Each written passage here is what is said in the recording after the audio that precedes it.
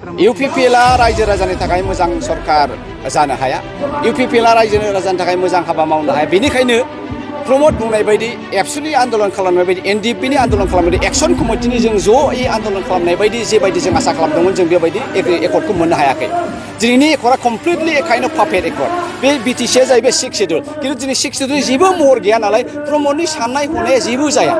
बा सोरबा UPPLनि साननाय हनाया जेबो जाया। दा बेखायनो आङो UPPL कमप्लिटलि एस UPPL बिथांमोना दिनै जेसेबां गेदेर गेदेर बाथ्रा बुंदों बेबायदि बिथांमोना डिलिभार खालामनो हाया। जेसेबां बिथांमोना BJPनो लाइ होगोन आरो BJPआ बर'फोरनि थाखाय मोजां मावा। बे क्लियार खोथा। खारन BJPआ ट्राइबेलफोरखौ मोजां मोना आरो ट्राइबेलफोरखौ लानानै मोनसे गेदेर हारि बिथांमोना दानो सानाखै। खारन बिथांमोना बुंदों मोनसे राव। बे मोनसे राव होनाय लोगो लोगो नोंनि फिसा फिसौ गासै हारिनि रावा ओरैनो जोबनानै थांगोन। दा बिथांमोननि बिराद गिदिर मोनसे एजेन्डा। दा बे एजेन्डा मथे बिथांमोना खारबाय थादों। दिनै भारतनि संबिधानखौ बिथांमोना सोलाय सोल' खालामबाय थादों आरो सोलायगोनबो। 24आव जुदि देरहायोबा 26, 27आवनो भारतआ मोनसे सेकुलारिज्म हादोर जानो हाला। दा बेफोर कमप्लिटलि डिजाइनखौ नायोबा दिनै बाहाय BTCआव स्टार्ट जाबाय। दा बेखायनो प्रमद बर' बिथाङा सानब्लाबो होनब्लाबो बे होनफ्लानायसो आरो बे मावनोनो हाखाया केपासिटियानो गैखाया।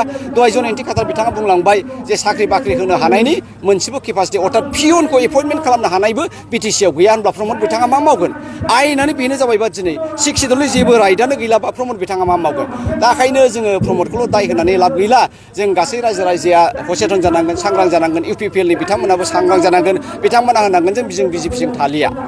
नांगौबा जोङो हाग्रामाजोंनो मिलायनानै जोङो गभर्नमेन्ट थागोन। जा जाय जागोन गैखायाब्ला अब्ला थेवब्लाबो बर' हारिया एसे सुरक्षित जागोन। आं बेखौसो लुबैदों दिनैनि दिनाव। दिनैनि दिनावबो 16था डिपार्टमेन्टखौ लाङाखै होननानै ब्रा-ब्रायै बिथांमोना बुंबाय। नङा, बिथांमोना बे बाथ्राखौ होनबाय थादों DCआ जेबो पावार गैया। दहाय सासे एक्स DC 60 बोसोर DC खालामनाय मानसिया बुंलांबाय जे DCनि नेक्स्टआव रावबो गैया डाइरेक्ट CM। डिपुटि कमिशनार सोरबा प्रमदनाव सोरबा CMनाव सोरबा उमुगनाव प्रिन्सिपालनाव सोंनाङा। बे डाइरेक्ट एन्सारेबल टु CM चिफ मिनिस्टारसो। अब्ला बाहाय मा दंबावो? सिम्पल दुध का दुध पानि का पानि। बिथांमोना रायजो राजाखौ थगायनो दोनखुमानो पार्टिनि मोनसे मर्यादाखौ लाखिनोसो बेबायदि नंखाय मिसलिया खोथाखौ बुंबाय थादों। सानबेसे होनगोन? हाया। दा बेखायनो लासै लासैनो आं सानो UPPLखौ नागार बर' रायजो राजाफ्रा फैगोन आरो सोरबाया आन्दोलनाव थाफिनगोन, सोरबाया कंग्रेस हाबगोन। बेयो 100% पाक्का। BJP हान्जाया फैगौ समावहाय हारसिङै सरकार दागोन होननानै खोनानो मोनदों। बे बिसिनि डिजाइनखा, बेनोखा, होनबाय थाखासिनोखा। बेखौ नुखा हखा UPPLआबो गैया जासिगोन। दिनै हाग्रामा बिथां ओंखारनो हायाखै। आं मिथिदों दिनै हाग्रामा बिथांखौ माबा हाउस एरेस्ट खालामनायफोरबायदिसो दोनदों। बिथांखौ केम्पेइन खालामनोबो बादा होदों। RSSनि मानसिफ्रानो टु एन्ड फ्र' थांलाय फैलाय एभ्रि नाउ एन्ड देन हाग्रामानि मुभमेन्टखौ गासिखौबो डिटेक्ट खालामबाय। जेबो बुंनो हाया बियो। होमब्ला दिनै BPFआ दिनै जुदि जेबो मावनो हाया, BPFनि सुप्रिम'आव हाग्रामा बिथाङानो जेबो साननो हायाबा बुंनो हायाब्ला होमबा BPFआ बोरै थांनानै थागोन? एखे महरैनो UPPLआबो थांनानै थानो हाया। बेखायनो गाबोन समफोर UPPLबो थानाय नंलिया, BPFबो थानाय नंलिया। बाहाय BJP गभर्नमेन्ट जागोन आरो BJP गभर्नमेन्ट जाबाय होनबाथाय हमनानै लादो गैला। बर'नि जेबो मोन्थाय थाला। दादागिरि दिनैहाय नुबाय नोंथांमोना दिनैहाय EDखौ बाहायबाय, CBIखौ बाहायबाय, NIAखौ बाहायबाय। गासिबो इन्डियाननि मोनसे सिकिउरिटि एजेन्टखौ बिथांमोना गावसिनि पार्टिनि मोनसे एजेन्टफोर बायदिसो हाबायाव बाहायबाय। अब्ला बे हादोरा महा सुरक्षा दङ?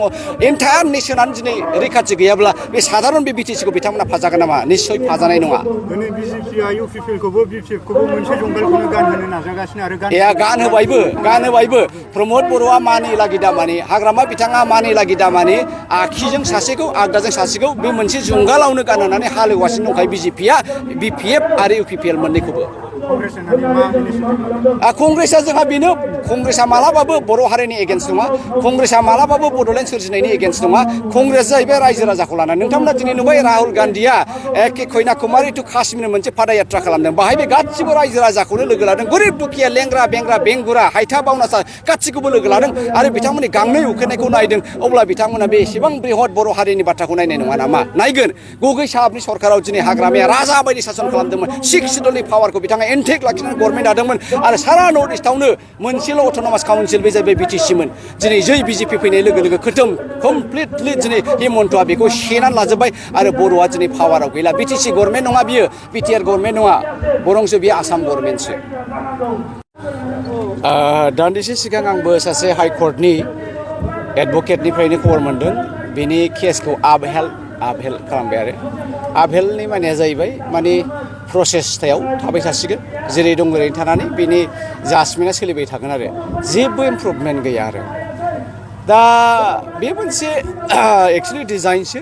रन्जन नाब्लाखौ आंनि नोजोराव आरो रन्जन नाब्लाखौ जेलाव सोनानै दोनबाय थानाया दिनै मोनसे डिजाइनसो बेखौ एक नाम्बारावनो बै समावनो हगारनो हाखायोमोन जे बिथांनि सिगनेसार लानानै दिनै बर'नि थामथि गोरोबथाया जादों खुनु नियम गैया बाहाय नों सासे कनभिक्टआ बोरैहाय मोनसे मेमरेन्डाम अफ आन्डारस्टेन्डिं एसेबां गिदिर मोनसे बर' हारिनि सोरजि बावहाय बोरै बिनि सिगनेसारा बेलेग जानांगौ जाखो जाया दा बिथांमोना बावहायनो बिथांखौ हगारखानांगौमोन आरो बेनो फोरमान जायो जे बिथाङा दाय गैया रन्जन नाब्लाहा दिनै थोजासे दाय गैया बिथांखौ कारादण्ड जेलाव जोबनानै दोननो हानायनि दाय मोनाखै खिन्थु बिथांखौ दिनै आसाम सरकारा बिजेपि गभर्नमेन्टआ इउपिपिएल गभर्नमेन्टआ रन्जन नाब्लाखौ हगारनो गिनानै हगाराखै आं बेखौसो मोनदों दिनै नोंथांमोना नुबाय बनसुनि दिनै बे गिबि खेबनि सुबुं गौमायाव गोबां हाजार मानसिफ्रा फैबाय दिनैबो बर' हारिया बे बड'लेण्डनि थाखाय गिलु गिलु गिर्जाब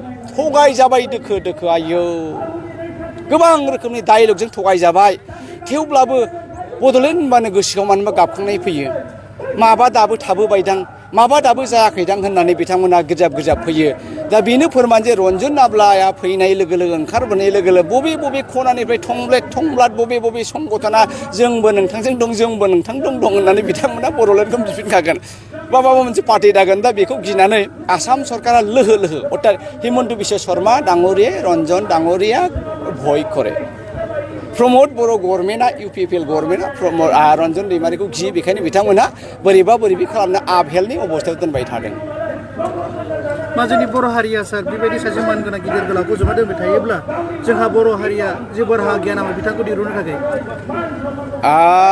राहाया बेथ' मोनसे जुडिसियेल माबासो नालाय हाबाफारि बावहाय जोङो रायजो राजाया थांनानै जेल बुफायनानै माबा खालामनानै जोङो बेखौ बरननो हाया रायजो राजाया मोनसेल' जोङो खुद्रिनो हागोन बिथांनि जानानै जों आन्दलन खालामनो हागोन बिथांनि जानानै जोङो बुंनो हागोन आरो जों बुंनायनिख्रुइबो सबसे साबसिन प्रमदानो हायो इउपिपिएल गभर्नमेन्टआनो हायो बिथांमोननि लोगो सुक्तिखारि जायफ्रा सिगनेटरिफोर बिथांमोनानो होनो हायो जे रन्जन नाब्लाखौ फर दा ग्रेटार इन्टारेस्ट अफ आवार एकर्ड नोंथांमोना हगाराबा जोङो रिजाइन होबाय जोंनो नाङा बे एग्रिमेन्टखौ जोङो फिन गोदानै बड'लेण्डजों गाबोननो अट'मेटिक रन्जन नाब्लाखौ हगारगोन अब्ला जोङो नोंथांमोना रन्जन नाब्लाखौ हगारनायाव जेबो प्रब्लेम गैया नामा mister Pramod Boro' no I don't have mister Gobinda Basumatary no I don't have अब्ला रन्जना गाबोननो गयो सिम्पल नोंथांनि डिलिभारि स्पिचनि गेजेरजों जों खोनानो मोन्दों मानोना बड'लेण्डखौ दानायाव माखासे पपुलेसन क्राइटेरियाफोर फुलफिल खालामनांगौ जायो दा बिनि बेलायाव नोंथाङा माखासे 5 लाखसो गोदान जुलि जागोदान मानसिफोर बिदोंबा न'खर दाजेननाय बिदों बिनि सायाव मा बुङो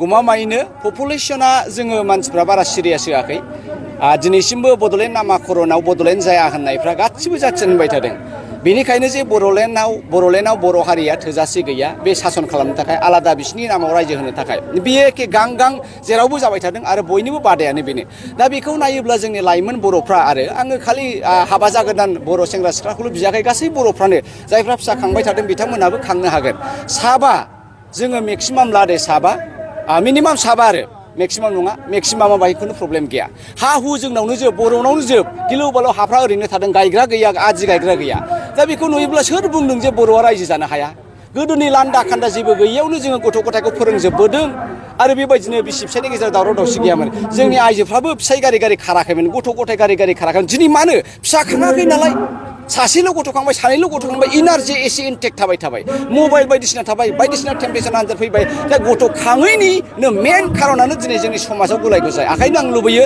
जोंनि बर' हारिया बिदा फंबाय बिब' बिनानावमोना सिरिमोन हारिनि गोथार इन्टारेस्टआव जोंनि पपुलेसन नङाब्ला गाबोन जोंबो बड'लेण्ड सोरजिनायावबो गोब्राब जागोन आरो आं होननाय बायदि जुदि 5 लाख जे गोदान जुलि जागोदाना जुदि साबा गथ' खांबा 10 बोसोरावनो बेसेबां जायो 25 लाख बर'आ जुदि पपुलेसन इमिडियेटलि बारायोबा इमिडियेटलि कमप्लिट डेम'ग्राफिया चेन्ज जायो सिम्पल फर्मुला गाबोन बड'लेण्डखौ भारत सरकारा होनो गोनां जागोन नोंथाङा गोबां रां आरजिनो गोसो जादों नामा जुदि गोसो जादों अब्ला नोंथांनि थाखाय मोजां खौरां new India technologies master franchise all Assam ATM service Hitachi ATM and Tata Indicash ATM फसंनानै नोंथाङाबो गोबां रां बुथुमनो हागोन लाइमोनफोरनिफ्राय जागायनानै बैसो जानाय गासिबो बैसोनि सुबुंफोरानो बे फालांगिजों गोरलैनो रां आरजिनो हागोन नोंथांनि गामियावबो बे एटिएम मेसिनखौ फसंनानै नोंथाङाबो मुलाम्फा मोननो हागोन बांसिनै मिन्थिनो थाखाय 7002005072 एबा 9401230135 जानबुं अनजिमायाव दिनैनो सुलाद ला